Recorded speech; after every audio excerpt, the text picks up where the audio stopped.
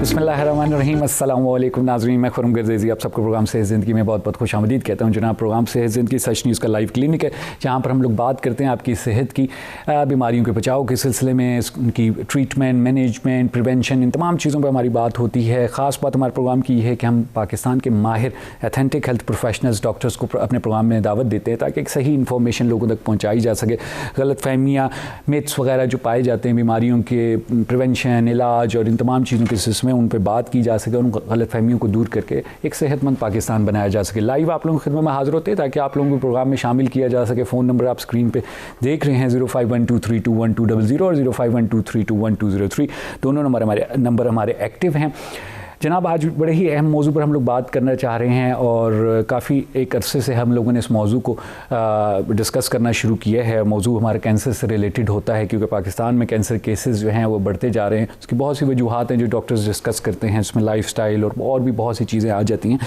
तो इस बीमारी पर बात करना बहुत ज़रूरी है क्योंकि इसकी आगाही वैसे भी हमारे मुल्क में या मैं कहूँ दुनिया में भी बहुत सी कम है और इस पर जितनी बात की जाए मेरे ख्याल में कम है। इसीलिए हमने आज इस टॉपिक को सिलेक्ट किया, इस पर बात करेंगे। ख़ास तौर पे हम लोग बात करेंगे जनाब सर्जिकल तरीके से, सर्जरी के ज़रिए जो मुख्तलिफ़ कैंसर्स होते हैं उनके ट्रीटमेंट जो किए जाते हैं वो कैसे किए जाते हैं, कब सर्जरी की ज़रूरत पड़ती है, उसका सक्सेस रेट क्या है, इन तमाम चीज़ों में हमारी गुफ्तगू रहेगी। प्रोफेसर डॉक्टर रिजवान अजीज़ हमारे साथ स्टूडियो में मौजूद हैं। डॉक्टर साहब professor of surgery, journal and cancer surgeon हैं और डॉक्टर साहब doctor Akbar Niazi teaching hospital Islamabad में अपनी खिदमत अंजाम दे रहे हैं। डॉक्टर साहब ने टाइम लिया है ताकि इस अहम मौजू के बारे में डॉक्टर साहब से बात की जा सके। आपको कोई सवाल है इस सिलसिले में ज़रूर कॉल करें, अपना सवाल पूछें, हम लोग चलेंगे डॉक्टर साहब की तरफ गुफ्तगू का आगाज़ करेंगे। सलाम अर्ज़ करता हूँ डॉक्टर साहब। वालेकुम अस्सलाम। थैंक यू वेरी मच, आपने टाइम निकाला।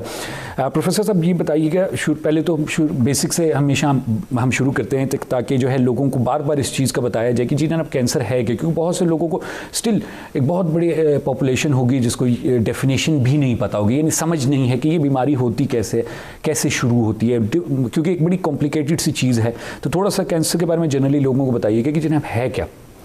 बिस्मिल्लाहिर्रहमानिर्रहीम जी, सबसे पहले तो बहुत बहुत शुक्रिया आपने मुझे टाइम दिया इस प्रोग्राम में आने का।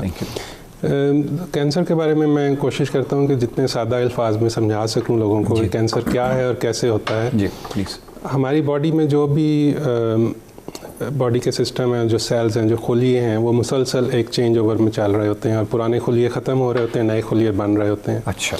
और बाज़ जगहों पे किसी भी चीज़ की मुसलसल इरिटेशन से उन खुलियों में जब नए खुलिये बनते हैं तो म्यूटेशन आ जाती है, उनमें जेनेटिक चेंजिंग आ जाती है और वो सेल्स जो जिस मकसद के लिए बन रहे होते हैं उसकी बजाय वो कोई ना कोई दूसरा काम शुरू कर देते हैं या बढ़ना शुरू कर देते हैं या वो नॉर्मल नहीं रहते और वो ग्रो करना शुरू कर देते हैं। उनको चूँकि वो एबनॉर्मल सेल्स होते हैं और वो बड़ी तेज़ी से ग्रो करते हैं, ठीक है, तो उनको हम कैंसर सेल्स कहते हैं या म्यूटेटेड सेल्स कहते हैं। ठीक है, वो आहिस्ता आहिस्ता जब ज़्यादा ग्रो कर जाते हैं और अलामात आने लग जाती हैं तो वो कैंसर में तब्दील हो जाते हैं। सही। अच्छा डॉक्टर साहब, कभी कभार डॉक्टर्स ट्यूमर का लफ्ज़ भी इस्तेमाल करते हैं, तो ट्यूमर और कैंसर में डॉक्टर साहब क्या फ़र्क होता है? ट्यूमर का लफ्ज़ जनरली किसी भी ऐसी स्वेलिंग के लिए यूज़ होता है, जैसे जिस्म पे कोई गिल्टी बन गई तो उसको ट्यूमर भी कह देते हैं। अच्छा। लेकिन ज़रूरी नहीं कि वो ट्यूमर कैंसर भी हो। अच्छा, ठीक है। तो वो ट्यूमर नॉन कैंसर भी हो सकता है। ट्यूमर का एक जनरल ब्रॉड टर्म है यूज़ की कि कोई स्वेलिंग हो गई या कोई गिल्टी बन गई। अच्छा। जब तक उसको टेस्ट ना करें और टेस्ट करके पता चले कि वो कैंसर की गिल्टी है, ठीक है, तो फिर उसको हम कैंसर लेबल करते हैं। सही। अच्छा, ट्यूमर तो फिर यानी कोई ख़तरनाक वर्ड नहीं है ट्यूमर ख़तरनाक वर्ड नहीं है, लेकिन अनफॉर्चुनेटली ट्यूमर को बड़ा उसके साथ रिलेट किया जाता है कि जैसे ही ट्यूमर का लफ्ज़ बोलते हैं तो वो लोग कैंसर ही समझते हैं। सही। डॉक्टर साहब, कौन से हमारे मुल्क में सबसे ज़्यादा आम कैंसर्स कौन से हैं? हमारे मुल्क में अनफॉर्चुनेटली कैंसर राइज़ पे है इस वक्त और उसमें सबसे ज़्यादा कॉमनली हम ब्रेस्ट कैंसर के पेशेंट्स देखते हैं और पिछले एक साल का अगर हम डाटा लें तो अबाउट 170,000 के करीब नए कैंसर पेशेंट्स जो डायग्नोज हुए हैं या डिटेक्ट हुए हैं या जो सामने आए हैं। और उसके अलावा और भी ऐसे पेशेंट्स होंगे जो डाटा में इंक्लूड नहीं हो सके। ठीक है। उसके अलावा फेफड़ों का कैंसर और बड़ी आंत का कैंसर और पेट के मुख्तलिफ दूसरे ऑर्गन्स जैसे लीवर का कैंसर, ये सारे ऑन द राइज हैं और ये ज़्यादा कॉमनली हम देखते हैं। ठीक। सबसे कॉमन इसमें ब्रेस्ट कैंसर है। अच्छा। और फिर उसके बाद पेट के डिफरेंट टाइप के कैंसर जो ज़्यादा कॉमनली देखने में मिलते हैं। ठीक, थैंक यू। अच्छा डॉक्टर साहब, एक जो बहुत इम्पॉर्टेंट चीज़ कैंसर के प्रोसेस में, इस बीमारी में जो आती है, वो होती है कि लोग ये कहते हैं, डॉक्टर्स भी कहते हैं कि जी कैंसर का पता नहीं चलता, टेस्टों में कैंसर आता नहीं है। और फिर एक तरफ ये भी कहा जाता है कि जी आप जल्दी अगर पकड़ लें कैंसर को तो उसका ट्रीटमेंट आसान है। ये बड़े अरसे से ये एक चीज़ हम लोग अक्सर सुनते रहे। इन्वेस्टिगेशन या स्क्रीनिंग जो है कैंसर की, वो क्या है, उसका प्रोसेस क्या है? अच्छा, इसमें मेरा ख्याल थोड़ी सी बात इस पे कर लेते हैं, क्योंकि पहली बात तो ये है कि कैंसर के बारे में लोगों के social taboos I would say कि वो हैं कि एक तो उसमें प्रॉब्लम ये है कि बहुत सारे लोग बात नहीं करते। जैसे फीमेल्स में ब्रेस्ट में गिल्टी बन गई या और किसी किस्म का कोई प्रॉब्लम आ गया तो वो शर्म के मारे या किसी भी और वजह से वो आके बताते नहीं। इसी तरह मेल पेशेंट्स में मसलन स्टूल्स में ब्लड आना शुरू हो गया तो वो काफ़ी देर तक इग्नोर करते रहते हैं कि ठीक हो जाएगा, लेकिन अल्टीमेटली जब तक वो आते हैं तो वो ज़्यादा हो गया होता है। ठीक है। बहुत सारे कैंसर्स ऐसे हैं जिनकी अलामात नमूदार हो जाती हैं। अच्छा। जैसे ब्रेस्ट का कैंसर है, उसमें कोई गिल्टी नमूदार हो जाएगी, स्किन चेंजेस होंगी, ठीक है, निप्पल से डिस्चार्ज आने लग जाए, तो ये उसकी अलामात होती हैं। इसी तरह अगर स्टूल्स में पखाने में खून आए, स्पेशली 50 की एज के बाद, तो वो सिग्निफिकेंट होता है, वो उसको एज अ अलामत समझना चाहिए और उसको चेक कराना चाहिए। ज़रूरी नहीं कि हर उस पेशेंट में कैंसर ही हो, लेकिन उसको अगर हम चेक करा लें और अगर कैंसर हो तो वो बहुत जल्दी डिटेक्ट हो जाता है। ठीक है। यूरिनरी ब्लैडर, मसाने के कैंसर में अगर 50 की एज के बाद अगर एक दफ़ा भी ऐसा कोई एपिसोड हो कि उसमें ब्लीडिंग हो पेशाब के साथ, ठीक है, तो उसको भी ज़रूर चेक कराना चाहिए। ये इस किस्म की इंडिकेशंस। अनइंटेंशनल वेट लॉस, कि आप डाइट भी नहीं कर रहे, एक्सरसाइज भी नहीं कर रहे और सडनली अचानक आपका वज़न कम होना शुरू हो गया, ये भी एक अलामत है, इसको भी चेक कराना चाहिए। ठीक है। या जिसम में किसी भी और जगह कोई गिल्टी बन गई है तो उसको चेक कराना चाहिए। ठीक है। तो ये कुछ अलामात हैं जो नज़र आ जाती हैं। और इसी तरह जैसे ब्लड के कैंसर्स हैं, उनमें गर्दन में गिल्टियाँ बन जाएंगी, बगल में गिल्टी बन जाएगी, तो वो इन सारी चीज़ों को, इनमें से कुछ भी चीज़ सामने आए तो उसको चेक कराना चाहिए। बिल्कुल सही। ठीक। स्क्रीनिंग का जहाँ तक ताल्लुक़ है, स्क्रीनिंग का पर्पज़ बेसिकली ये है कि प्रिवेंशन की जाए। प्रिवेंशन इज़ ऑलवेज बेटर, क्योंकि प्रिवेंशन की वजह से बहुत सारे मसले हमारे हल हो जाते हैं। ठीक है। अच्छा, ये स्क्रीनिंग जो है ये प्रिवेंशन का पार्ट है कि पहले ही पता चल जाए और उसको किसी तरह शुरू की स्टेज पे रोक दिया जाए। ठीक हो गया। तो उसमें यह है कि स्क्रीनिंग, बहुत सारे कैंसर हैं जिनमें स्क्रीनिंग प्रोग्राम्स अवेलेबल हैं। ठीक है। जैसे ब्रेस्ट कैंसर में हम ये कैंपेन बहुत दफ़ा पहले भी करते रहे हैं, ब्रेस्ट अवेयरनेस मंथ में भी किया है कि सेल्फ एग्ज़ामिनेशन, उसको हर मंथ हर खातून को चाहिए कि सेल्फ एग्ज़ामिनेशन करे। 50 की एज के बाद मेमोग्राफी एक ऐसा टेस्ट है जो कि बिल्कुल हार्मलेस है। ठीक है। और उसमें किसी किस्म का कोई रेडिएशन रिस्क नहीं है। ठीक है। उसको हर साल ज़रूर कराना चाहिए ताकि कोई ऐसी गिल्टी जो आप महसूस ना कर सकें और इतनी छोटी हो अभी, वो भी मेमोग्राफी में आ जाती है। तो स्टेज 1 पे अगर हम कैंसर को पकड़ लें तो वो तकरीबन 100% क्योरेबल है। ठीक है, सही। अच्छा, इसी तरह बड़ी आंत के कैंसर में जो यूरोप में और अमेरिका में ये चीज़ें बहुत कॉमनली की जाती हैं कि हर साल एक स्टूल टेस्ट करते हैं। बहुत सिंपल टेस्ट है कि एक स्टूल सैंपल दे देते हैं। ठीक है। और उसमें वो चेक करते हैं कि कोई ब्लड के सेल्स हैं या नहीं, उसको हम ऑकल्ट स्टूल टेस्ट कहते हैं। ठीक है। और अगर उसमें कोई ब्लड के सेल्स डिटेक्ट हो जाएं तो फिर वो पूरी प्रॉपर स्क्रीनिंग और सारे टेस्ट इन्वेस्टिगेशंस करते हैं। ठीक है। तो ये ऐसे स्क्रीनिंग टेस्ट से जो कैंसर डिटेक्शन है वो स्टेज 1 और 2 में काफ़ी कॉमन हो गई है अब हर जगह पे, और हम कोशिश कर रहे हैं कि पाकिस्तान में भी हम इसको ज़्यादा से ज़्यादा प्रमोट करें। सही। ठीक है। इसका मतलब ये जो टेस्ट आपने कहा है तो बड़े सिंपल से टेस्ट हैं। अगर बंदा रेगुलरली, अगर कोई थोड़ी बहुत ऐसी अलामात या कोई चेंजेस, कोई रूटीन से चीज़ें हट रही हैं तो उसमें आप टेस्ट करवा लें। बिल्कुल सही। डॉक्टर साहब, आप मुल्क से बाहर आपने काफ़ी अरसा जो है प्रैक्टिस की है। कंपैरिजन अगर आप करें पाकिस्तान का और वेस्ट का या फर्स्ट वर्ल्ड कंट्रीज़ का, तो हम लोग ट्रीटमेंट, इन्वेस्टिगेशन, स्क्रीनिंग के लिहाज से कहाँ पर खड़े हुए हैं? देखें, इसमें मैं सबसे पहले तो ये कहूँगा कि डेवलप्ड कंट्रीज़ में जो ट्रीटमेंट के पैटर्न या तरीके अवेलेबल हैं, हम लोग भी उन्हीं को, हम लोग ज़्यादातर वेस्ट से वो अडॉप्ट करते हैं और हम उन्हीं को फॉलो करते हैं। ठीक है। और बहुत सारी चीज़ें जो है बहुत सारे टर्शरी केयर सेंटर्स में हम लोग कर रहे हैं उसी तरह से कि कीमोथेरेपी है, सर्जरी है, सारी ऑप्शंस अवेलेबल हैं, रेडिएशन है। ठीक है। फ़र्क जहाँ पे आता है वो ये है कि जैसे मैंने स्क्रीनिंग की बात की, तो वेस्ट में 50 की एज के बाद हर आदमी स्टूल टेस्ट कराता है as a routine. Patient compliance हर आदमी कराता है। ठीक है। इसी तरह मेमोग्राफी हर खातून की जाती है। इसी तरह बिल्कुल, अगर किसी उसमें टेस्ट में किसी फैमिली मेम्बर को कैंसर डिटेक्ट हो जाए तो बाकी फैमिली मेम्बर्स की जेनेटिक टेस्टिंग की जाती है। ये बहुत बड़ा मेजर डिफरेंस है कि उनके यहाँ कैंसर के क्योर की रेशियो हमारे से ज़्यादा है। सही। डॉक्टर साहब यहीं से गुफ्तगू आगे बढ़ाएंगे, माज़ूर के साथ छोटा सा वक्फा लेने हमने प्रोग्राम में, सो गुफ्तगू आगे बढ़ेगी। जी नाज़रीन, आप लोग गुफ्तगू सुन रहे हैं प्रोफेसर डॉक्टर रिजवान अजीज़ की। डॉक्टर साहब जो हैं प्रोफेसर ऑफ सर्जरी हैं, जनरल और कैंसर सर्जन हैं। Doctor Akbar Niazi teaching hospital Islamabad में डॉक्टर साहब अपनी खिदमत अंजाम दे रहे हैं। सर्जरी के ज़रिए कैंसर का कैसे इलाज किया जाता है, इस पर बात करेंगे। या छोटा सा वक्फा लेंगे, फिर आपकी खिदमत में हाजिर होंगे।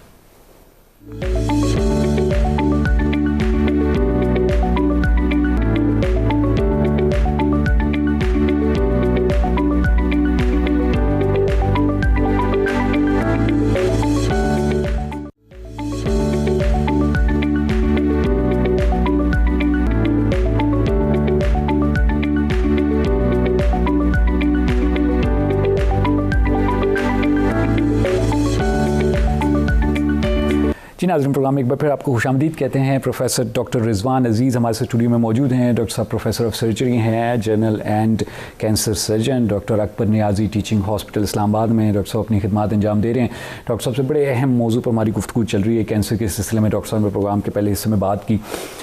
बात अब हम लोग करेंगे कि मुख्तलिफ ट्रीटमेंट्स हम लोग सुनते हैं सर्जरी के कैंसर के ट्रीटमेंट में, जिसमें सर्जरी आ जाती है, कीमोथेरेपी आ जाती है, रेडिएशन भी आ जाती है। और ये बड़े मसलन एक किस्म के कन्फ्यूजिंग सा होता है कि जी मसलन कौन सा ट्रीटमेंट करवाना है, कौन सा अच्छा ट्रीटमेंट है, कब करवाना है। ये चीज़ें पेशेंट्स के जहन में होती हैं। इसमें हम लोग आज बात करेंगे। आपको कोई भी सवाल होता है तो ज़रूर कॉल करें 0512321200 और 0512321203 दोनों नंबर एक्टिव हैं। हम लोग चलेंगे डॉक्टर साहब की तरफ। डॉक्टर साहब, आपने तफसील से बता दिया कि जी जनाब क्या है, फिर उसकी स्क्रीनिंग क्या है, इस पर हमारी बात हो गई। और आपने एक चीज़ जो कही कि पेशेंट कंप्लायंस बहुत ज़रूरी है, कि यानी लोगों को भी इस चीज़ की तरफ तवज्जो दिलानी चाहिए कि वो ख़ुद भी अगर उनको कोई चेंजेस नज़र आ रही हैं तो वो अपने टेस्ट वगैरह करें। डॉक्टर साहब, सर्जिकल जो इसके ट्रीटमेंट्स हैं उसमें जैसे आप जो हैं जनरल एंड कैंसर सर्जन हैं, तो अगर हम सिंपल पूछें कि कैंसर सर्जन कौन होता है तो क्या इसका आंसर होगा? अच्छा, इसमें यह है कि जैसे हमने पहले थोड़ी सी बात की कि कैंसर की बहुत सारी डिफरेंट ट्रीटमेंट्स अवेलेबल हैं और बहुत सारे पेशेंट्स में ये सारी ट्रीटमेंट्स मिल के की जाती हैं, लेकिन एक तरतीब के साथ और एक सीक्वेंस के साथ। ठीक है। कि कीमोथेरेपी होगी या सर्जरी होगी। ठीक है। तो कैंसर सर्जन ऐसे ट्रेंड सर्जन्स होते हैं जो स्पेसिफिकली इस तरह के कैंसर पेशेंट्स को डील करने के मामले में एक्सपर्ट होते हैं। ठीक है।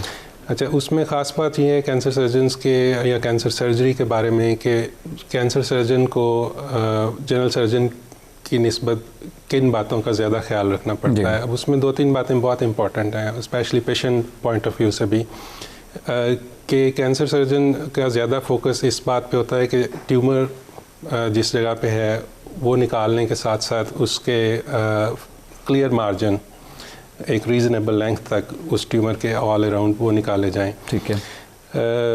ब्लड वेसल्स, खून की नालियाँ जो सप्लाई करती हैं ब्लड, उनको निकाला जाए और गदूद जैसे जिनको हम लिम्फ नोड्स बोलते हैं, ठीक है, वो सारे उस ट्यूमर के साथ निकाले जाएं। ठीक है। अच्छा, अब उसका पर्पज़ ये होता है कि ट्यूमर के दोबारा होने का रिस्क कम से कम हो जाए। ठीक है। अच्छा, इसके अलावा बाज़ दफ़ा ये भी होता है कि जैसे फॉर एग्ज़ाम्पल बड़ी आंत के कैंसर के लिए हम सर्जरी कर रहे हैं तो उसमें यूरिनरी ब्लैडर या मसाना उसके साथ जुड़ा हुआ होता है। अच्छा। तो वो अपनी सर्जरी की नौइयत उसी वक्त ड्यूरिंग द ऑपरेशन चेंज करनी पड़ती है। अच्छा, इसके अलावा ये भी ख्याल रखना होता है, जैसे आजकल हम लोग ज़्यादा सर्जरी की होल या लैप्रोस्कोपी कर रहे हैं, तो उसमें ये ख्याल रखना होता है कि ट्यूमर निकालते वक्त ट्यूमर सेल्स स्प्रेड ना हो। अच्छा। और जिस जगह से हमने कैमरा या पोर्ट्स डाले हुए हैं वहाँ पे उनकी डिपॉजिट ना आ जाएं जो कि बाद में रिकरेंस या दोबारा होने का सबब बने। ठीक है। अच्छा, फिर उसका एक और डिफरेंट एस्पेक्ट ये होता है कि बाकी दूसरी स्पेशलिटीज़ जैसे कीमोथेरेपी या रेडिएशन जो लोग करते हैं उनके साथ कोऑर्डिनेशन, ताकि हर चीज़ की टाइमिंग पेशेंट के लिए परफेक्ट हो। ठीक है। और फिर एक और एस्पेक्ट होता है कि पेशेंट की फैमिली और रिलेटिव्स के साथ डीलिंग, क्योंकि वो ज़ाहिर है एक स्ट्रेस में से गुजर रहे होते हैं और पेशेंट खुद एक बहुत ज़्यादा स्ट्रेस में से गुजर रहा होता है इन कंपैरिजन टू कि अगर हम देखें कि एक और कोई पेशेंट जिसका हम हर्निया का ऑपरेशन कर रहे हैं उसका स्ट्रेस लेवल बिल्कुल फ़र्क होगा। बिल्कुल ऐसे। तो कैंसर सर्जन का काम सिर्फ अपने स्किल के ज़रिए कैंसर का ऑपरेशन करना नहीं है, बल्कि पेशेंट की, रिलेटिव्स की साइकोलॉजिकल हेल्थ का ख्याल रखना भी है। ठीक है। तो इसके लिए काफ़ी लंबी ट्रेनिंग होती है। अच्छा। जैसे मैंने इंग्लैंड में काम किया तो उसमें 7-8 साल के करीब एक उसमें ट्रेनिंग दी जाती है जिसमें इन सारे एस्पेक्ट्स का ख्याल रखा जाता है। ठीक है, सही। उसमें कैंसर सर्जन फिर फाइनली जब हम अपना एग्ज़ाम या पास आउट होते हैं एज कंसल्टेंट, मैंने वहाँ फिर काम शुरू कर दिया। तो उस वक़्त इन सारे एस्पेक्ट्स के मुताबिक वो इनको डील करने के लिए कैंसर सर्जन फिट होता है। तो देन दे अलाउ के वो अब आप जाके तो एज अ कैंसर सर्जन काम शुरू कर। ज़बरदस्त। इसका मतलब काफ़ी चंगा भला डिफरेंस है एक जनरल सर्जन में और एक कैंसर सर्जन में। वैसे भी जैसे कि हम देखते हैं कि जी ज़्यादा से ज़्यादा सब स्पेशलिटीज़ और सुपर स्पेशलिटीज़ आती जा रही हैं। एक एक छोटे छोटे ऑर्गन का सुपर स्पेशलिस्ट मौजूद है। ज़ाहिरी बात है उसकी एजुकेशन, उसकी ट्रेनिंग उसी के मुताबिक होती है और बेहतर तरीके से वो चीज़ों को डील कर सकते हैं। देखते हैं हम लोग कैंसर की ट्रीटमेंट में आप लोग एक पूरा ग्रुप डॉक्टर्स का बैठा हुआ होता है, वो क्यों बैठता है? अच्छा, उसमें उस ग्रुप को हम ट्यूमर बोर्ड कहते हैं। अब ट्यूमर बोर्ड जो है वो it's rather a new concept, relatively new. मैं कहूँगा कि इसको यूरोप में या अमेरिका में तो कुछ साल हो गए इसको आए हुए। अच्छा, ठीक है। और वहाँ पे ये ट्यूमर बोर्ड का कॉन्सेप्ट अब इस तरह से फॉलो होता है कि वो हर कैंसर पेशेंट उस ट्यूमर बोर्ड में डिस्कस होता है, यानी एवरी इंडिविजुअल पेशेंट उसमें डिस्कस होता है। ठीक है। अच्छा, अब मुझे चूँकि मैं 10-12 साल इंग्लैंड में काम करके आया हूँ तो मुझे इस चीज़ की यहाँ बड़ी कमी महसूस होती थी। तो अब लकीली और I would thank my administration of doctor Akbar Niaz teaching hospital के जो हमारे चेयरमैन और MD और director, they are so vibrant और प्रोएक्टिव कि मैंने जब ट्यूमर बोर्ड की बात की तो they were all on it. ज़बरदस्त। अच्छा, अब ट्यूमर बोर्ड का कॉन्सेप्ट ये है कि ट्यूमर बोर्ड में ऑन्कोलॉजिस्ट, सर्जन, हिस्टोपैथोलॉजिस्ट और रेडियोलॉजिस्ट और कोई भी और स्पेशलिटी जो उस पेशेंट से रिलेटेड हो, जैसे मसाने का कैंसर है तो यूरोलॉजिस्ट, यूट्रस का कैंसर है तो गायनेकोलॉजिस्ट। अच्छा। या अगर टंग या नेक का कैंसर है तो हेड एंड नेक सर्जन, वो उस मीटिंग में आता है। ज़बरदस्त। अच्छा, उसमें इम्पॉर्टेंट बात ये है कि हर पेशेंट, हर कैंसर पेशेंट उसमें डिस्कस होता है। ठीक है। अब उसमें सीक्वेंस ये बनता है, आई एम वेरी हैप्पी कि हमने ये शुरू कर दिया अपने हॉस्पिटल में। ज़बरदस्त। उसमें ये होता है कि कुछ कैंसर्स ऐसे होते हैं जिसमें पहले कीमोथेरेपी के 2 या 3 साइकिल दे के ट्यूमर का साइज़ छोटा करते हैं और फिर सर्जरी की तरफ जाते हैं। ठीक है। कुछ पेशेंट्स ऐसे होते हैं जिसमें पहले सर्जरी हम रिकमेंड करते हैं और फिर बाद में कीमोथेरेपी या रेडिएशन उसमें लगती है। हिस्टोपैथोलॉजिस्ट का बहुत बड़ा रोल उसमें होता है ताकि हमें पता चल सके कि पूरा ट्यूमर निकल गया। ठीक है। तो ट्यूमर बोर्ड में चूँकि सारे लोग इकट्ठे बैठ के एक कंसेंसस प्लान बनाते हैं और फिर उस प्लान को उसी एक जगह पे, जैसे हमारे हॉस्पिटल में कि 2 साइकिल 3 साइकिल कीमो दिए और किसी स्टेज पे ऑन्कोलॉजिस्ट को लगा कि 1 साइकिल और देना चाहिए, we are all available there और हम दोबारा एक क्विक सी मीटिंग करके तो वी मैनेज अकॉर्डिंगली। ये नहीं है कि वो फिर ढूंढते रहे हम जिस सर्जन ने जिसने किया था। एग्जैक्टली ऐसा नहीं होता कि हम ऑपरेशन करके कहें कि फलां जगह चले जाओ और कीमोथेरेपी करवा लो। तो ट्यूमर बोर्ड का ये पर्पज़ है कि पेशेंट को क्वालिटी केयर और प्रॉपर प्लान एक ही जगह पे मिल जाता है। सही। डॉक्टर माजू के साथ कॉलर एंड कॉल ले लेते हैं, इस गुफ्तगू को आगे बढ़ाएंगे। प्रोग्राम में खुशामदीद कहते हैं। कौन बात कर रही हैं? अस्सलाम वालेकुम डॉक्टर जी, मैं बात कर रही हूँ। जी फरमाइएगा, क्या पूछना चाहेंगी? डॉक्टर साहब आपकी बात सुन रहे हैं। जी सर, लास्ट में मुझे ब्रेस्ट का सोनोग्राम करवाया था, 21 ईयर ओल्ड, मतलब उसमें फिर उन्होंने कहा था 1 मिनट है सर, और मैंने वहाँ बात करवाया था तो किसी दूसरे रेडियोलॉजिस्ट के पास, उन्होंने फिर कहा 3 है। मैं अपने डॉक्टर स्पेशलिस्ट के पास गई हूँ तो एक ने रिकमेंड की है, सेकंड जो डॉक्टर है वो कह रहे हैं कि आपने अभी फॉलो अप पे रहना है 3 मंथ तक। तो मैं काफी वरीड हूँ, डबल माइंडेड फील हुई हूँ। तो काइंडली आप मुझे सजेस्ट करें, इन केस में देखी हूँ बायोप्सी करवाती हूँ तो उसका साइड इफेक्ट होती है, क्योंकि जिस डॉक्टर ने मना किया था करने को वो ये कहते हैं कि 3 जगहों पे हैं, छोटे छोटे हैं, बिल्कुल मिलीमीटर में है, 7 मिलीमीटर 9 मिलीमीटर, तो ये 2 सेंटीमीटर से ज्यादा नहीं है।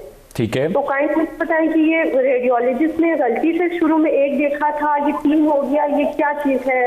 रेडियोलॉजिस्ट ने एक बार फिर बताइए कि रेडियोलॉजिस्ट ने बेसिकली आपको क्या कहा है? सर स्टार्ट में मैंने जब करवाया था तो स्टार्ट के रेडियोलॉजिस्ट ने कहा था कि एक नेड्यूल है, जस्ट एक फाइबर नेड्यूल है, फाइब्रोएडेनोमा। ठीक है। उसके बाद वो उस तरह का रिजम्बल कर रहे हैं। बाद में जब मैंने दोबारा करवाया तो वो 1 से 3 हो गए थे। ठीक है। लेकिन साइजेस छोटे छोटे हैं। ठीक है। तो इनकेस अगर मैं बायोप्सी करवाती हूँ, फाइन नीडल बायोप्सी जो है, तो उसका साइज तो नहीं होगा, उसमें कितनी एक्यूरेसी होगी, या मैं फॉलो अप पे रहूं, या मुझे वो टेस्ट कराना चाहिए? ठीक है। तो इस बार चाहिए मुझे गाइडेंस चाहिए। बहुत अच्छा कि आपने कॉल की। प्रोफेसर साहब इस पे बात करेंगे, ज़रूर सुनिएगा। डॉक्टर साहब क्या कहना चाहेंगे? इनकी एज पूछ सकते हैं? कॉल तो अब ड्रॉप हो गई है, मेरे ख्याल से इनको 36 ईयर्स शायद। अच्छा, इसमें जैसे इन्होंने बताया कि पहले इन्होंने जो भी टेस्ट कराया उसमें 1 गिल्टी आई और उसके बाद फिर 3 हो गई। तीनों का साइज़ बहुत छोटा है। फाइब्रोएडेनोमा एक ऐसी गिल्टी होती है जो कि बिनाइन होती है, नॉन कैंसर होती है। ठीक है। अच्छा, उसमें फिर जो 1 से 3 हो गई और उनका बहुत छोटा साइज़ है, उसमें एक बात ये भी होती है कि जो इस एज ग्रुप में ख़वातीन होती हैं उनमें इस किस्म की बहुत छोटी छोटी गिल्टियाँ बाज़ दफ़ा बनती रहती हैं और ख़ुद ब खुद डिसअपीयर हो जाती हैं। ठीक है। और वो हर हार्मोनल साइकिल के साथ बाज़ दफ़ा वो बन सकती हैं और फिर वो डिसअपीयर हो सकती हैं। ठीक है। तो इसलिए अगर हमें ये कंफर्म हो कि ये नॉन कैंसर है तो हम उसको आम तौर पे फॉलो अप पे रखते हैं। ठीक है। अब दूसरा क्वेश्चन इन्होंने ये किया कि उसका फाइन नीडल FNAC जिसको बोलते हैं नीडल टेस्ट, वो करा सकते हैं या कराना चाहिए या नहीं। अच्छा, ये बड़ा अच्छा क्वेश्चन है क्योंकि इससे रिलेटेड बहुत सारे लोगों में ये क्वेरीज या क्वेश्चंस होते हैं कि उसको टच कर देंगे तो उसका वो फैल ना जाए और उसको हम नाइफ लगा देंगे तो वो स्प्रेड हो जाएगा। ठीक है। ऐसा बिल्कुल नहीं है। अगर आपके फिजिशियन ने या आपके सर्जन ने आपको FNAC रिकमेंड की है तो बिल्कुल आप करा लें। उसका कोई नुकसान नहीं है, उसका कोई साइड इफ़ेक्ट नहीं। सही है। कन्फर्मेशन किसी भी ट्यूमर की बायोप्सी पर ही होती है, ऑल्दो बाकी सारे स्कैन्स और टेस्ट वो सजेस्ट ज़रूर कर देते हैं कि ट्यूमर बिनाइन है या कैंसर है, लेकिन कन्फर्मेशन का तरीका बायोप्सी ही है। सही है। ठीक। और FNAC का कोई साइड इफेक्ट नहीं होता और उसकी वजह से बिल्कुल फैलता नहीं है। सही। और ये रेडियोलॉजी में अगर कोई चीज़, जैसे उन्होंने कहा पहली बार 1 आया, फिर दूसरी बार 2 3 आए हैं, तो उस पर कुछ कमेंट करना चाहिए? उसी पे मैंने ये बताया था कि इस एज ग्रुप में बाज़ गिल्टियाँ बन जाती हैं। ठीक। सही। और वो डिसअपीयर हो जाती हैं, तो हम अगर तो जो भी इन्होंने टेस्ट कराया उस पर वो श्योर हैं कि ये नॉन कैंसर हैं, जो कि यूजुअली इस एज ग्रुप में नॉन कैंसर ही होती हैं। ठीक है। तो उसको वो फॉलो कर सकते हैं। ठीक है, बहुत शुक्रिया डॉक्टर साहब। गुफ्तगू आगे बढ़ाएंगे, या छोटा सा वक्फा लेना हमने। जी नाज़रीन, आप लोग गुफ्तगू सुन रहे हैं प्रोफेसर डॉक्टर रिजवान अजीज़ की। डॉक्टर साहब प्रोफेसर ऑफ सर्जरी हैं, जनरल एंड कैंसर सर्जन हैं, doctor Akbar Niazi teaching hospital Islamabad में डॉक्टर साहब अपनी खिदमत अंजाम दे रहे हैं। बड़ी अहम गुफ्तगू डॉक्टर साहब से हमारी चल रही है कि सर्जरी के ज़रिए कैंसर का ट्रीटमेंट, इस पर डॉक्टर साहब बात कर रहे हैं। गुफ्तगू आगे बढ़ेगी, यहाँ छोटा सा वक्फा लेंगे, फिर आपकी खिदमत में हाजिर होंगे।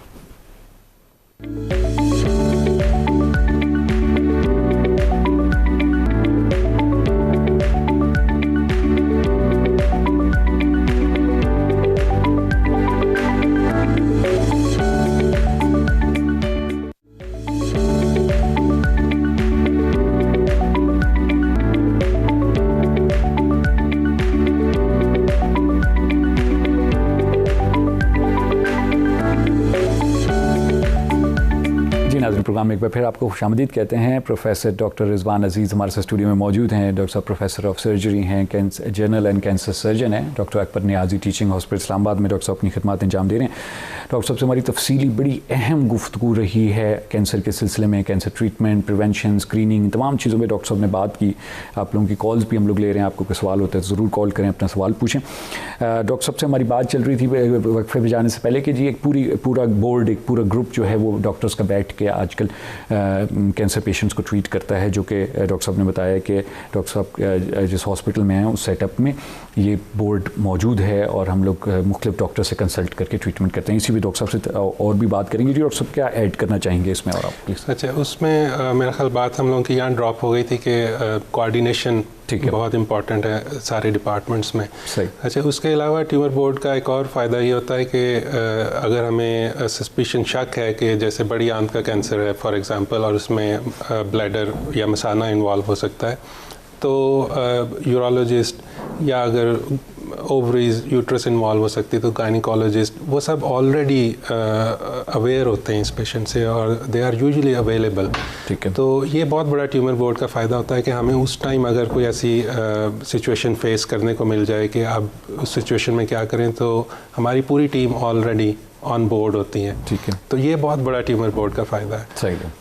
और इसके अलावा एक बहुत बड़ा फ़ायदा ज़ाहिर है ये कि पेशेंट के पॉइंट ऑफ व्यू से अगर सोचें तो एक तो पेशेंट केयर बहुत ज़्यादा इम्प्रूव और बेटर हो जाती है, दूसरा सारी फैसिलिटीज़ पेशेंट को एक ही जगह पे मिल जाती है, जगह जगह नहीं भागना पड़ता। सही, बिल्कुल ऐसा ही होता है। अक्सर पेशेंट्स हम लोग देखते हैं कि जैसे इस्लामाबाद में एक सरकारी जो सेटअप है नूरी हॉस्पिटल का, तो बेचारे लोग पता नहीं कहाँ से उठ के आए होते हैं कि अच्छी जी हमने पता नहीं, कोई कहता है मैं रेडिएशन करवाने आया, कोई कहता है मैं टेस्ट करवाने आया हूँ, कोई कहता है, और वो बेचारे बाहर रोड पर बैठे हुए होते हैं। बड़ा एक अजीब सा जो है वो मंजर देखने में मिलता है कि कैंसर पेशेंट जो है इस कंडीशन में बेचारे उनके फैमिली मेम्बर्स भी और सारे, तो एक ही अगर रूफ के अंडर ये सारी चीज़ें मिल जाए तो बहुत बड़ी ब्लेसिंग है।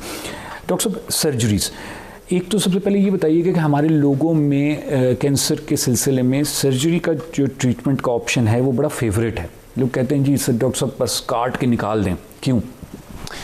असल में इसमें दोनों तरह की बातें हमें मिल जाती हैं। कुछ लोग ये समझते हैं कि इसको काट के निकाल देंगे तो इससे जान छूट जाएगी। ठीक है, बिल्कुल। और लेकिन ऑन द अदर हैंड ऐसे पेशेंट्स हमें बाज़ दफ़ा देखने को मिलते हैं जिनका ये कॉन्सेप्ट है कि अगर इसको चाकू लग गया तो ये फैल जाएगा। ओह अच्छा, ठीक है। अच्छा, बड़ी माजरत के साथ और बड़ी रिस्पेक्टफुली मैं ये कहना चाहता हूँ कि दोनों कॉन्सेप्ट्स गलत हैं। ठीक है। अच्छा, पहला तो ये कि उसको जब चाकू लग जाए या इस तरह का कोई सिलसिला हो जाए या उसका हम जब बायोप्सी के लिए टेस्ट लेते हैं तो ये बिल्कुल नहीं फैलता। ठीक है। ये सारी दुनिया में इस तरह से हो रहा है और हमें इस किस्म के शक को बिल्कुल दिल से निकाल देना चाहिए। हमारे कोई ख़ास कैंसर नहीं है। हाँ जी, उसी तरह जैसे बाहर दुनिया में होते हैं। ठीक है जी। अच्छा, उसके बाद जो लोग ये समझते हैं कि बस इसको काट के निकाल देंगे, उसका सबसे बड़ा नुकसान ये होता है कि वो फॉर द टाइम बीइंग तो वो निकाल देते हैं। ठीक है। लेकिन बाद में उसमें रिकरेंस का रिस्क बहुत ज़्यादा हो जाता है, क्योंकि वो जैसे मैंने पहले सेगमेंट में बताया कि उसको निकालने का एक ख़ास प्रोटोकॉल है। ठीक है। उसके साथ क्लियर मार्जिन्स लेने हैं, उसके साथ दूध निकालने हैं, उसके साथ कोई और ऑर्गन चिपका हुआ है तो उसको निकालना है। उस सारे काम का पर्पज़ ये है कि उसके बाद उसमें रिकरेंस ना हो या दोबारा होने का रिस्क कम से कम हो जाए। और फिर उसके साथ जैसे हम लोग मल्टीडिसिप्लिनरी अप्रोच से काम करते हैं, फिर उसके बाद कीमोथेरेपी और रेडिएशन, वो डिपेंड करता है कि किस टाइप का ट्यूमर था, वो साथ ऐड करना या देना या हार्मोनल ट्रीटमेंट देना, ये बहुत ज़्यादा इंपॉर्टेंट और बहुत ज़्यादा ज़रूरी है। तो इसलिए खाली काट के निकाल देने से मसला हल नहीं हो जाता। ठीक हो गया। डॉक्टर साहब, क्या मुख्तलिफ किस्म की सर्जरीज मौजूद हैं या कोई एक प्रोटोकॉल है? जनरली जो ये सारी चीज़ पेशेंट टू पेशेंट वेरी करती है, पेशेंट की चॉइस पे। जैसे हम ब्रेस्ट कैंसर की बात अगर करें तो ब्रेस्ट कैंसर चूँकि आजकल वो बहुत ज़्यादा तेज़ी से बढ़ रहा है और यंग एज ग्रुप में हो रहा है, तो ब्रेस्ट कैंसर में की एग्जांपल हम लेते हैं कि उसमें रेडिकल सर्जरी बाज़ दफ़ा करनी पड़ती है कि वो पूरी उस साइड की ब्रेस्ट हमें निकालनी पड़ती है। बाज़ दफ़ा ये होता है कि ट्यूमर हमें शुरू की स्टेज में मिल गया, स्टेज 1 में, उसमें हम ये कोशिश करते हैं कि फॉर कॉस्मेटिक रीजंस भी और उसमें इतनी ज़रूरत भी नहीं होती एग्रेसिव सर्जरी की, तो हम सिर्फ ट्यूमर और उसके इर्द गिर्द एक क्लियर मार्जिन निकाल देते हैं। लेकिन यहाँ समझने की बात ख़ास तौर पे ये है कि खाली ट्यूमर को निकाल देना इस सूरत में और बाकी ब्रेस्ट के टिश्यू को सेव करना कंप्लीट ट्रीटमेंट नहीं है, क्योंकि उसमें फिर कीमोथेरेपी और रेडिएशन उसका पार्ट होता है ताकि उसमें हम कंजर्वेटिव सर्जरी कर सकें। ठीक है। अब उसमें डिफरेंट लोगों की डिफरेंट अपनी पर्सनल प्रेफरेंस भी हो सकती है, लेकिन ज़्यादातर हम लोग अपने क्लिनिकल सिनेरियो के मुताबिक पेशेंट टू पेशेंट जैसे वेरी करता है उसके मुताबिक उनको सजेस्ट करते हैं। और उसमें फिर एक दफ़ा से दोबारा मैं जिक्र कर दूं कि ट्यूमर बोर्ड का बहुत ज़्यादा रोल होता है। ठीक है। तो उसमें हर तरह का एस्पेक्ट और पेशेंट की विशेज़ और पेशेंट के बाकी सारी कंडीशंस डिस्कस हो जाती हैं। ठीक है। इसी तरह पेट के कैंसर में बाज़ दफ़ा ऐसा होता है कि बड़ी आंत का छोटी आंत का कैंसर इतना ज़्यादा फैल गया होता है कि जब हम ऑपरेट करने की कोशिश करते हैं तो हमें आइडिया होता है कि सारे ऑर्गन्स तो नहीं निकाल सकते, तो उस सूरत में हम कंजर्वेटिव सर्जरी की तरफ जाते हैं। ठीक है। और इसी तरह बाज़ सिचुएशंस ऐसी होती हैं कि अगर ट्यूमर का साइज़ बहुत बड़ा है और सर्जरी उस सूरत में करना इतना फेवरेबल नहीं है, तो हमारे ऑन्कोलॉजिस्ट 2 या 3 साइकिल कीमोथेरेपी के देते हैं, उससे ट्यूमर श्रिंक हो जाता है और सर्जरी आसान हो जाती है। अच्छा, ठीक है। जो एडवांसमेंट्स इसमें आ गई हैं आजकल, उसमें एक चीज़ को हम बोलते हैं सेंटिनल लिम्फ नोड बायोप्सी, क्योंकि जैसे मैंने कहा हम लोग कोशिश ये करते हैं कि ट्यूमर के साथ सारे लिम्फ नोड्स और गदूद भी निकालें जो उससे रिलेटेड होंगे, उससे रिलेटेड, बिल्कुल। ठीक है। तो वो सेंटिनल लिम्फ नोड बायोप्सी ये होती है कि जो फर्स्ट ड्रेनिंग लिम्फ नोड है वो एक टेक्निक के ज़रिए हम लोग डिटेक्ट करते हैं, ठीक है, और उसको उसी वक्त टेस्ट करते हैं हमारे हिस्टोपैथोलॉजिस्ट, और अगर वो ट्यूमर सेल्स के लिए नेगेटिव हो तो फिर बाकी उससे आगे के गदूद निकालने की ज़रूरत नहीं रहती, नहीं होती। अच्छा। और अगर वो पॉजिटिव हो तो फिर वो बाकी सारे निकाले जाते हैं। ये एक एडवांसमेंट है सर्जरी में। तो इसलिए सर्जरी की भी डिफरेंट टाइप्स हैं, पेशेंट टू पेशेंट वेरी करता है। सर्जरी किस स्टेज पे करनी है, पहले कीमोथेरेपी देनी है, पहले रेडिएशन देनी है, ये सारी चीज़ें उसमें फिर हम लोग डिस्कस करते हैं और उसके मुताबिक फ़ैसला करते हैं। सही।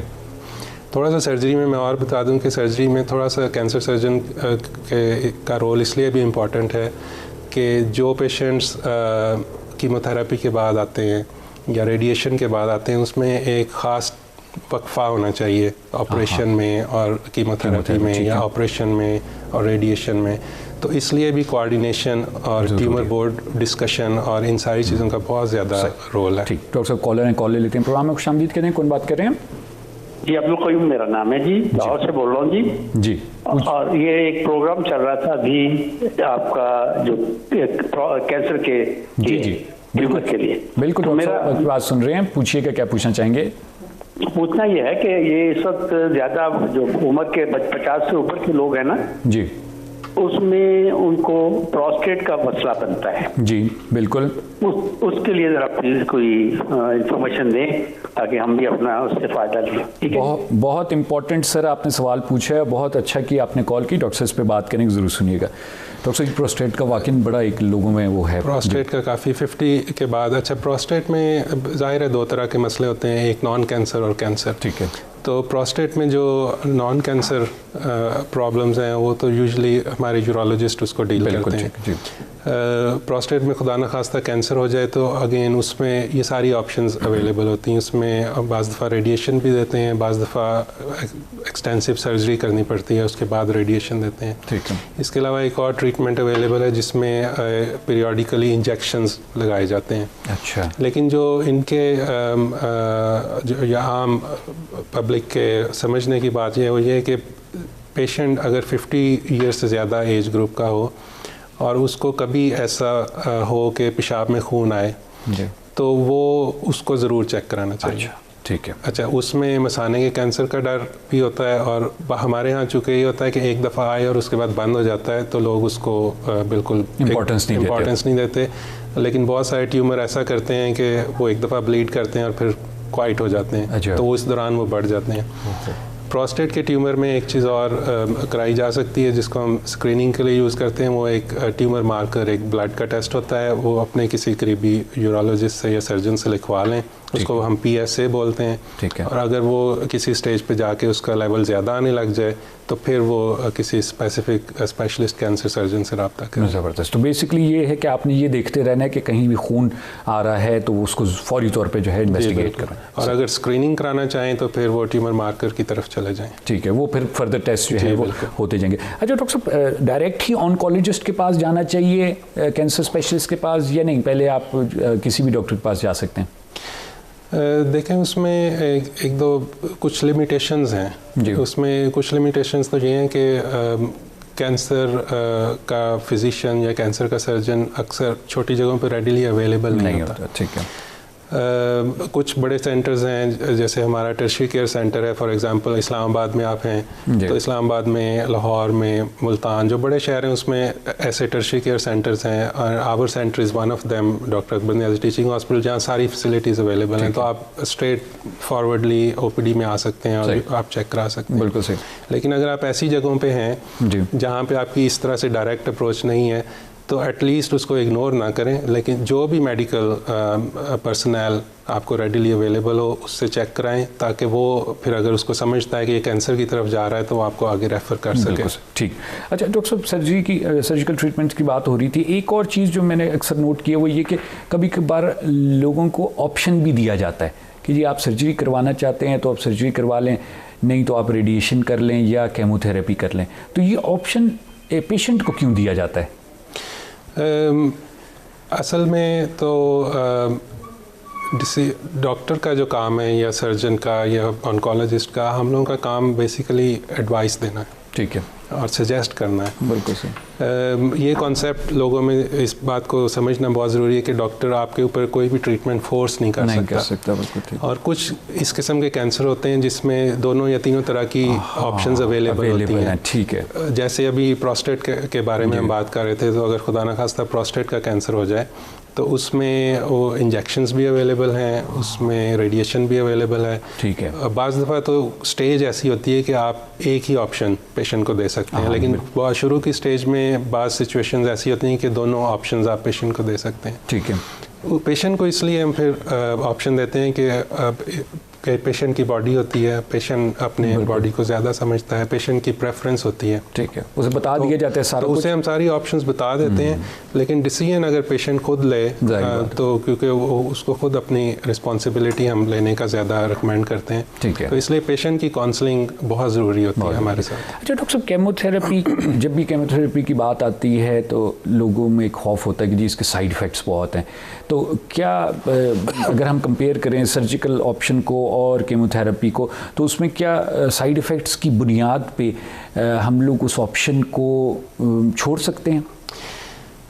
छोड़ना चाहिए आपके? मेरे ख्याल में इसको इस तरह से समझना चाहिए, एक तो सर्जरी और कीमोथेरेपी का जब हम दोनों का कंपैरिजन करते हैं तो उसमें तो वही बात हम दोबारा करेंगे कि बेसिकली ये कोऑर्डिनेटेड अप्रोच होनी चाहिए। इसमें ऑन्कोलॉजिस्ट, सर्जन, रेडिएशन थेरेपी सब बैठ के एक डिसीजन लें, और अगर उसमें दोनों ऑप्शंस अवेलेबल हो तो पेशेंट को दोनों ऑप्शंस दें और पेशेंट उसके बारे में डिसाइड करें। बिल्कुल सही। ठीक। कीमोथेरेपी के साइड इफ़ेक्ट्स हैं, लेकिन मैं उसको यूजुअली अपने पेशेंट्स को इस तरह समझाता हूँ कि कीमोथेरेपी के साइड इफ़ेक्ट्स ज़्यादा ख़तरनाक हैं या बॉडी में ट्यूमर का होना ज़्यादा ख़तरनाक है। बिल्कुल सही। तो उसको जब हम रिस्क और बेनिफिट्स को देखते हैं तो बावजूद इसके कुछ साइड इफ़ेक्ट्स हैं, लेकिन in the long run patient की कंफर्ट के लिए, पेशेंट के लाइफ प्रोलॉन्ग करने के लिए और उसकी क्वालिटी ऑफ लाइफ बेटर रखने के लिए अल्टीमेटली कीमोथेरेपी हम रिकमेंड करते हैं।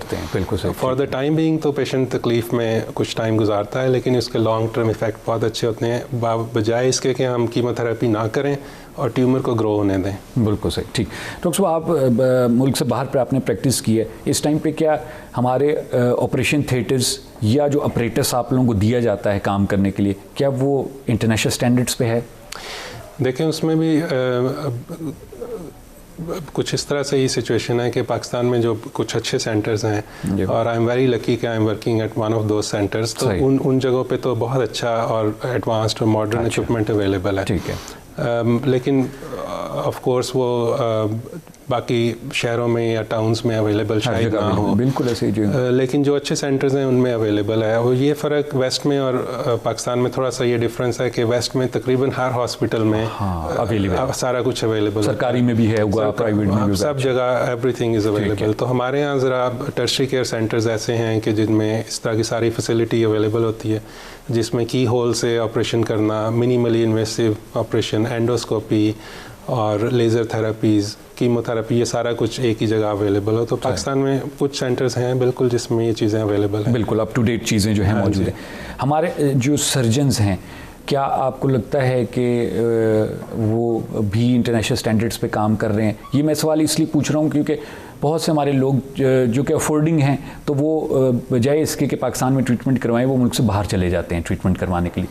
तो क्या आप ये कह सकते हैं कि जी एपरेटिस तो आपने बता दिया हमारे पास है, तो हमारे सर्जन्स या जो भी कैंसर रिलेटेड लोग हैं, ऑन्कोलॉजिस्ट हैं, क्या वो भी उन्हीं प्रोटोकॉल्स को फॉलो कर रहे हैं जो इंटरनेशनल फॉलो हो रहे हैं? मेरा ख्याल है कि इसमें थोड़ा सा मैं शायद ये कमेंट करूं कि जो लोग बाहर जाते हैं उनके माइंड में ज़्यादा ये बात होती है कि बाहर चूँकि एक मल्टीडिसिप्लिनरी अप्रोच से ट्रीटमेंट हो रहा है। ठीक है, ये बहुत बड़ा कॉन्सेप्ट है लोगों के माइंड में कि बाहर चूँकि कोऑर्डिनेटेड तरीके से काम ट्रीटमेंट हो रहा है, जो कि पाकिस्तान में हर सेंटर में नहीं उस तरह से हो रहा, कुछ सेंटर्स में ही हो रहा है। तो एक तो वो लोगों के माइंड में बहुत ज़्यादा होता है कि हम ऐसी जगह चले जाएं जहाँ पे सब लोग अवेलेबल हों और एक कंसेंसस प्लान के ज़रिए वो हमारा ट्रीटमेंट करें, बजाय इसके कि हम कीमोथेरेपी के लिए एक जगह जाएं, सर्जरी के लिए दूसरी जगह जाएं, फिर उन दोनों का आपस में राब्ता ना हो, कंसल्टेशन ना हो। बिल्कुल सही। सर्जन्स हमारे माशाल्लाह बहुत कॉम्पिटेंट सर्जन्स हैं पाकिस्तान में। ठीक है। लेकिन जैसे हमने पहले बात की कि जनरल सर्जन और कैंसर सर्जन की उसकी ट्रेनिंग में, उसकी अप्रोच में फ़र्क होता है। तो उसमें मेरा तो यही ख्याल है कि cancer related patients specialist centre में ही रेफ़र करने चाहिए हमारे जनरल सर्जन्स को भी, ताकि वो पेशेंट के हवाले से पूरी प्रॉपर सर्जरी कर सकें और कीमोथेरेपी या रेडिएशन के लिए प्रॉपर कोऑर्डिनेटेड एक अप्रोच से पेशेंट को डील करें। सही। डॉक्टर साहब को मैसेज देना चाहें, टाइम हमारे पास तकरीबन ख़त्म हो चुका है, पेशेंट्स को, लोगों को जनरली कोई मैसेज अगर आप दें? देखिए, मैसेज तो मैं यही देना चाहता हूँ कि ऐसी कोई भी अलामत जिनका हमने प्रोग्राम में पहले जिक्र किया और आप पहले प्रोग्राम्स में भी जिक्र करते रहें, उसको प्लीज़ इग्नोर ना करें। हमारे यहाँ बहुत ज़्यादा डिनाइल में लोग रहते हैं। उसमें एक कॉन्सेप्ट तो ये है कि ये खुद ही ठीक हो जाएगा, फिर एक कॉन्सेप्ट ये है कि अच्छा ब्लीडिंग स्टूल में हुई है, चलो एक ही दफ़ा हुई है, देखते हैं अभी ख़त्म हो जाएगी। इस तरह के प्लीज़ कॉन्सेप्ट्स को ख़त्म करें।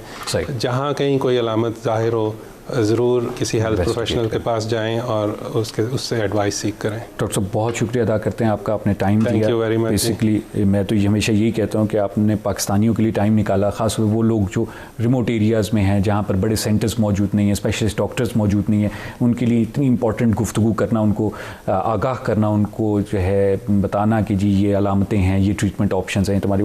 तो डॉक्टर साहब बहुत शुक्रिया अदा करता हूँ, आप तशरीफ़ लाए। थैंक यू वेरी मच जी, बहुत बहुत शुक्रिया। जी नाज़रीन, आप लोगों ने गुफ्तगू सुनी प्रोफेसर डॉक्टर रिजवान अजीज़ की। डॉक्टर साहब जो हैं प्रोफेसर ऑफ सर्जरी हैं और जनरल एंड कैंसर सर्जन हैं। Doctor Akbar Niazi teaching hospital Islamabad में डॉक्टर साहब अपनी खिदमत अंजाम दे रहे हैं। डॉक्टर साहब से तफसीली हमारी गुफ्तगू की हुई सर्जरी, कैंसर की सर्जरी और कैंसर ट्रीटमेंट और कैंसर में जो भी गलत फहमियाँ पाई जाती हैं, तमाम चीज़ों पर डॉक्टर साहब ने बात की। और डॉक्टर साहब ने बताया कि जो अच्छे सेंटर्स पाकिस्तान में मौजूद हैं वो इंटरनेशनल प्रोटोकॉल्स को, इंटरनेशनल ऑपरेशन थिएटर्स और जो लोग वहाँ पर सर्जरीज़ कर रहे हैं, ट्रीटमेंट कर रहे हैं कैंसर की, वो भी बिल्कुल अप टू डेट और इंटरनेशनल स्टैंडर्ड्स को फॉलो करते हैं।